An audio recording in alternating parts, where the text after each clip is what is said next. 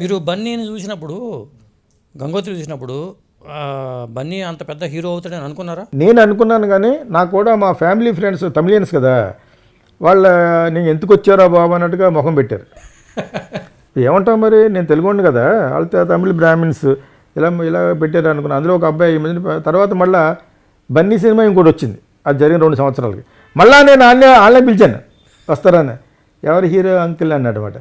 అదే చెప్పాను కదా, చిరంజీవి వాళ్ళ బ్రదర్లా అన్నాడు, థూ అన్నాడు. నాకు వచ్చింది కోపం అనమాట. మరి ఇప్పుడు ఆ తూ ఎలా ఉన్నాడు, one of the best actor, stylish actor, అవును, icon act star, and also you can act. ఊరికనే పెట్టుకుంది కాదు అది, నటించగల ఇందాకనే నజీరుద్దీన్ షా ప్లస్ చిరంజీవి కలిసిన వాడు ఎవడంటే బన్నీ. ఆడు అలాగంటే నాకు ఇంకా జీవితంలో ముఖం చూడకూడదని చూడలేదు. ఆడెవడో అన్నాడు, అరవింద్ గారు వాళ్ళు ఈజోలోనే ఉంటాడు.